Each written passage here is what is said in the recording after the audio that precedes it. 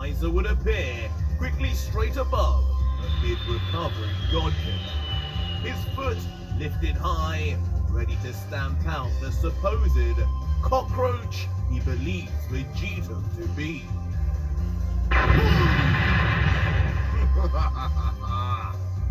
But even as Vegeta would escape, and Aiza would smash instead straight into the ground, the demon would still smile, just enjoying the slight challenge.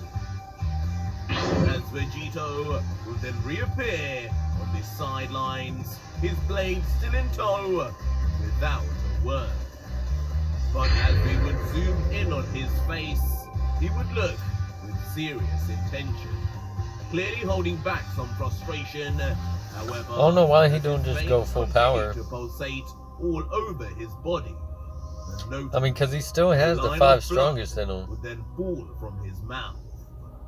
Calmly, and not to mention all the gods he absorbed, all the angels he absorbed. His thumb to discover the red stain of blood. It don't make sense. He should be bodying these demons. Down here. And now partially humbled, but angered nonetheless, Vegito, still covered in blue electricity, would comment, maybe, just maybe I underestimated this guy with just Super Saiyan 2. This isn't Boo after all. But I tell you this, a God form will surely be overkill for you. I refuse to believe these little freaks can stand anywhere close to me after I just fought the damn Grand Priest! And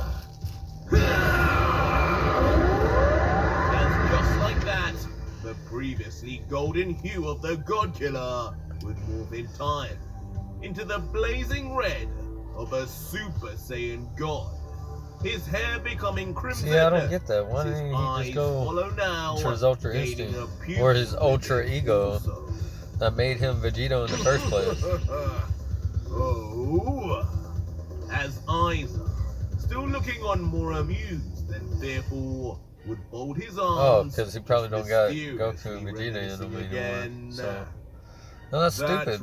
Because now he really is like him. He spit him out in the time chamber, and he would still use that form, so he should still have those forms. Noticing the power increase of his opponent, regardless. Yeah, so he should have Ultra Ego and an Ultra Instinct. Just as Vegeta would too. He should be able to combine them. Satisfied with just dodging and countering nonchalant. No, that's how he killed Beerus in the first place.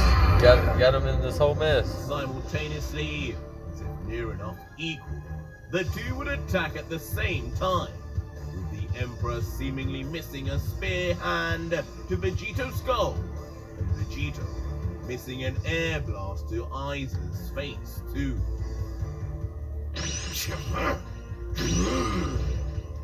But soon enough, when we would zoom in, it would become clear there would actually be some contact at least, as the top of Vegito's forehead would be sliced, and the cheek of the Emperor would be concave inwards.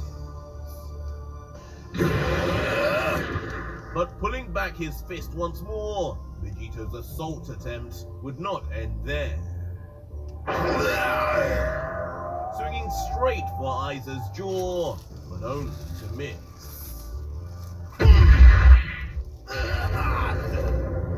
As the Emperor, clearly skilled in hand-to-hand combat, would instantly then counter with an elbow straight down onto the God Killer's back before... Ooh, that's tough.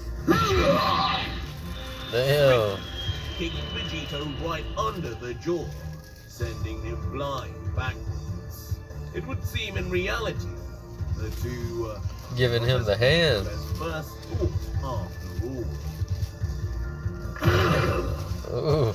Eventually leading to a not too bad of an impact, as breaking his fall would be one of the many dead trees.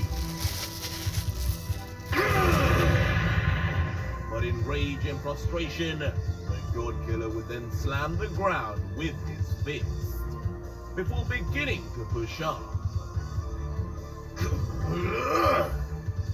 Ultimately standing back up, a little worse for wear, but mainly mentally, as he struggles to even believe the trouble he is having, thinking to himself, "How? What kind of sick joke is this, Arj? How is the supposed weakest of these emperors making such a difference to me?" But as Vegito's anger would build, something would begin to feel off, as a sudden rush of pain would fill his body out of nowhere. As yelling loudly, in an instant, hundreds of mini impacts would strike his body all over, each without a visible beam in sight. But nevertheless, smirking away from a distance with his finger pointed, the source would be clear.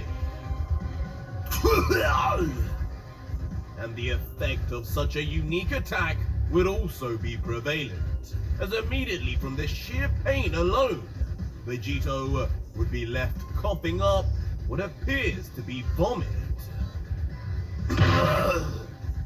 As he would immediately then fall to the ground onto his hands and knees. And with annoyance, he would now come to the conclusion, "This is worse than I thought. This thing isn't just keeping up. He's stronger than me as a Super Saiyan God.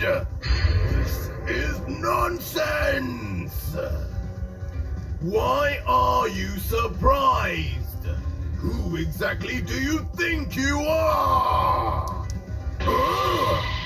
As suddenly, from out of nowhere, Yomoshi would be back again, quick to call out to Vegito. I don't get it. He still has the 5 strongest in him. Down to reality. All the angels and all the destroyers. Third of the 5 strongest would then begin to say, "You talk as if you are the same warrior who fought against the priest. But you are only a shell of that, fool. You do realize that previously you had not only the power of Lucif within you, but also Kakarot and Vegeta? They're gone now. And so is most of your strength. For the first time in a long while, you are almost entirely yourself. So don't overestimate your strength. And definitely don't underestimate these demon emperors. You're weak again, Vegito. Hey. And beating Lucif is now more an impossible task than it has ever been in the past. I'm weak.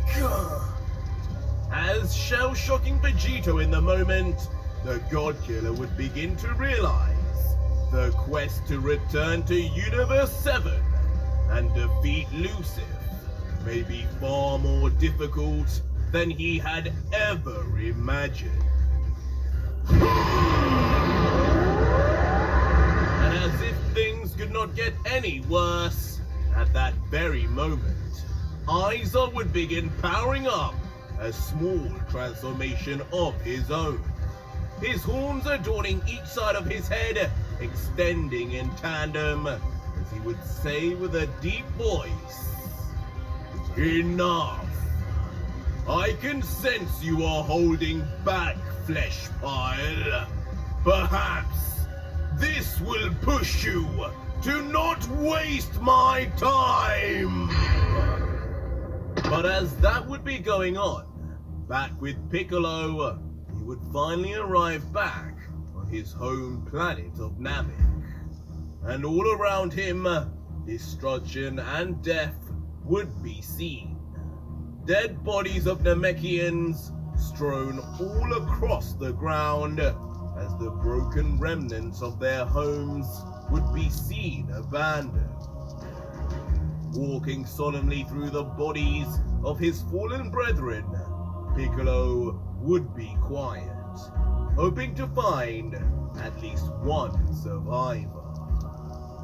But eventually, as Piccolo would come to find the dead body of a child slumped by his back against a broken heart, he would be forced to stop and kneel beside him, paying his respects as he would look at his injuries and say, I came too late. I'm sorry, brother. From Frieza, tomorrow to even now, I am never here to protect what's important to me. I've failed you all. But as Piccolo would feel sorry for himself, from afar, it would seem one lone Namekian would be left, watching on silently to see if the new arrival on Namek was friend or foe. Piccolo! But with excitement, when the elderly-looking Namekian would recognize who it is, he would immediately call out our hero's name. An energy. And just as he would, Piccolo would sense his presence too, immediately standing up with some caution before... Elder Mori! You're alive! Thank Guru! As Piccolo, having nailed within him, would recognize Mori instantaneously, as a bright smile would light up his once forlorn face. I wonder if Piccolo has his Mori, orange form. Now having ran up to Piccolo, saying with an equal smile, "It is good to see you too, son. I see your time on Earth with those Saiyans has made you even stronger. I sense great power in you." But the mentioning of his strength would only cause the Namekian from Earth to look to the ground again, as he would say, "Yes, I've grown stronger, but I'm not sure what for. All this power, and I haven't been able to help my people once. It looks like I came too late again." You did, man. You dropped the ball. But with an enthused look, not allowing Piccolo to be too down in the dumps, Elder Mori... He's like pineapples, man. You're here now. "It is not right to think like that, young man. We are not your responsibility. You have another home, which I'm sure you have protected many times. We are grateful just for you remembering us, Piccolo. But either way, you are not too late. Our strongest Namekians fused and are fighting the demon leader right now as we speak." No shit. Leader! How did he not sense But that? this reveal would just leave Piccolo taken aback. Pineapples. As on top of wondering what the Elder could even mean by a leader demon, he would also briefly think, they fused? Just like the Universe 6 Namekians. They should still be alive. Before with urgency, he would yell to the Elder, "Tell me, Mori, where are they?" And the Elder would quickly then point to the sky to his right and say, "Over there, my son. You should be able to sense them." Yeah, right? Shit. Why didn't you sense it when you got there? Blast off in chase without you a sense word. Frieza whenever you got to And back as to Elder Namek. Mori would watch on, he would just whisper to himself, "Nail, even after all these years later, you are still protecting us all. Be safe." He got stronger but My forgot how to son. sense energy. As on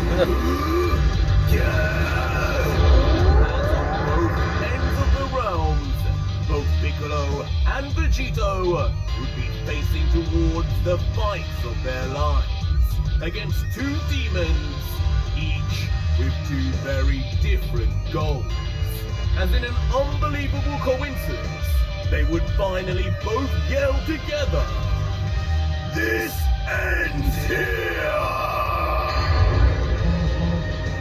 But that was it for today's video, guys, and if you made it this far, leave me a hashtag Namek in the comments down below and let me know how things will go for both the... Well, that's about it, guys. Like I said, this is a Call Me Arj fan manga. He wrote this, you know, he hand draws this.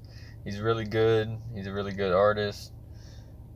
I wish I was a good artist, but you know, it is what it is. Pineapples. I'm working on it. But anyway, long story short, guys, if you would like to subscribe to my channel, I do appreciate it. It's for a good cause. I'm not making any money right now. Probably won't be for a long time, but you know, I do plan on, you know, donating a lot of money, you know, to kids dying of cancer, stuff like that. Anyway, so y'all have a good day. Hope y'all liked the video. If y'all liked it, let me know. Subscribe if you want to. I appreciate y'all. Thank you.